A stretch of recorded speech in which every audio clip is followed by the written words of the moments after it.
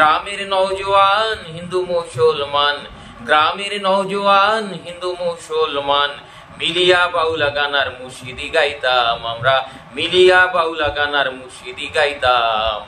আগে কি সুন্দর দিন কাটাইতাম আমরা, আগে কি সুন্দর দিন কাটাইতাম, আগে কি সুন্দর দিন কাটাইতাম।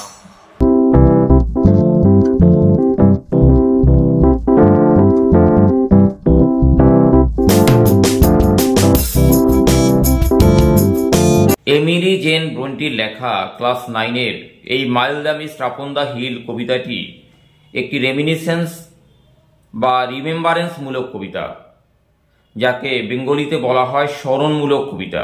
কবি এখানে তার ওয়ান্ডারফুল যে ইয়ুথ বা চাইল্ডহুড ডেজ, তার যে মধুর শৈশব, সেই শৈশবকে তিনি এখানে স্মরণ করেছেন।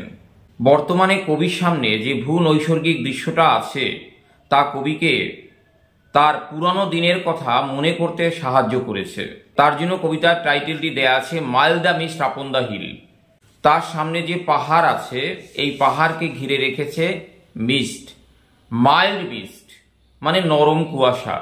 এই কুয়াশা প্রথমত এখন দেখাচ্ছে কুয়াশা আকারের, কিন্তু এর আগে এগুলো ছিল মেঘ। সারা দিনের বৃষ্টির পরে মেঘের যে ছিটে ফোটা অবশিষ্ট থাকে, সেগুলো এখন কুয়াশায় পরিণত হয়েছে এবং এই কুয়াশায় সামনে কোনো ঝড় বা বৃষ্টির সম্ভাবনা নেই। এবং আমরা একটা প্রেডিকশন দেখতে পাচ্ছি যে এই যে নরম কুয়াশা, এই নরম কুয়াশায় কোনো আসন্ন বৃষ্টিপাত কিংবা ঝড়ঝঞ্ঝার কোনো সম্ভাবনা নেই। কেন নেই? কারণ সমস্ত দিন ধরে প্রচুর বৃষ্টি হয়েছে। এখানে কবি সেই যে পুঞ্জীভূত যে মেঘ, কালো ঘন কালো যে মেঘ, সেই মেঘকে দুঃখের পুঞ্জীভূত অবস্থা, দুঃখের একটা স্তূপ অবস্থা, পুঞ্জীভূত অবস্থা বলে মনে করেছেন। সেই মেঘগুলো যেন সব খরচ হয়ে গেছে, মানে বৃষ্টি হয়ে ঝরে পড়েছে এই পৃথিবীর বুকে। এখন যা অবশিষ্ট মেঘ পড়ে আছে তা কুয়াশায় পরিণত হয়েছে এবং সেটা দূরের পাহাড়কে ঘিরে রেখেছে।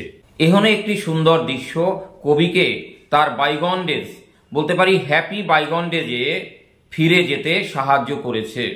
কবি কল্পনায় ভর করে এই সামনের এই দৃশ্যের সাহায্যে কবি কল্পনায় ভর করে তিনি তার অতীত দিনে ফিরে যাচ্ছেন।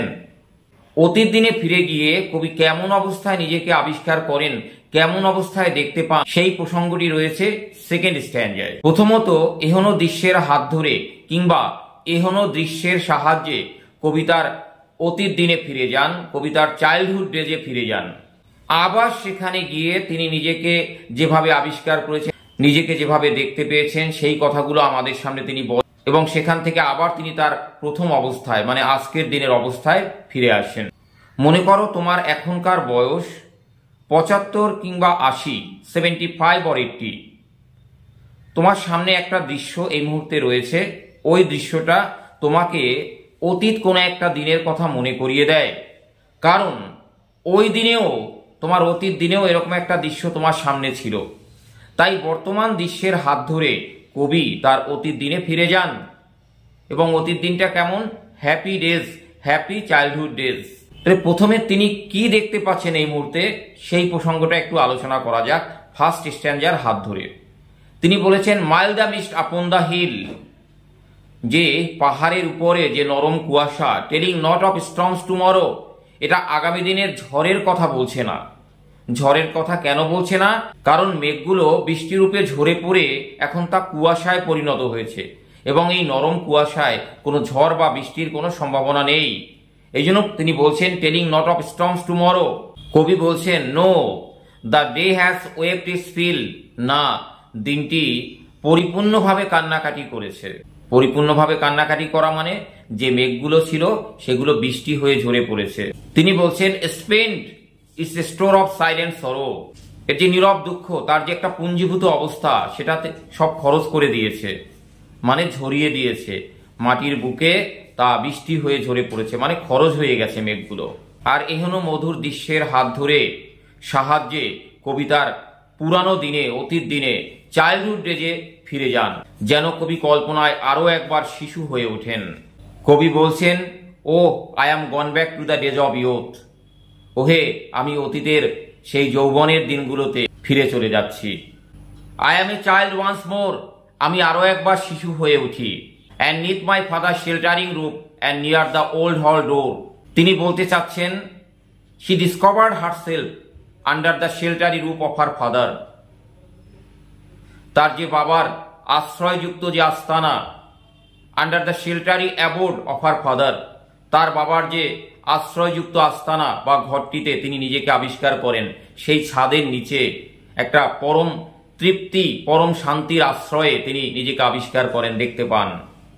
তখন তার বাবা জীবিত ছিলেন। সেই মধুর দিনগুলো, যে সময় তার বাবা ছিলেন, তিনি যখন শিশু ছিলেন, কত আনন্দের দিন তিনি কাটাতেন।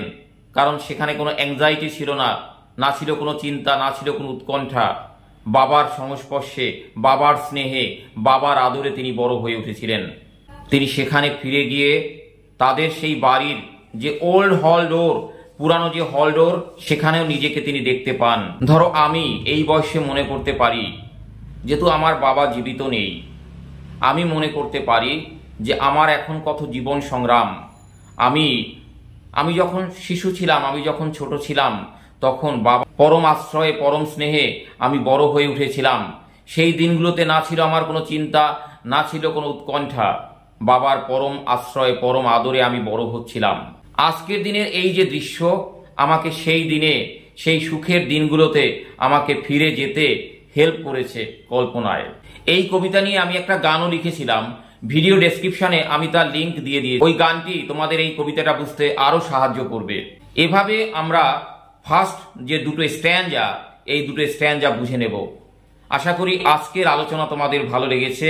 পরবর্তী আলোচনায় শীঘ্রই ফিরছি। এ পর্যন্ত তোমাদের শুভেচ্ছা জানিয়ে এবং তোমাদের এনরিচমেন্ট কামনা করে এখানেই আজকের ভিডিও শেষ করছি।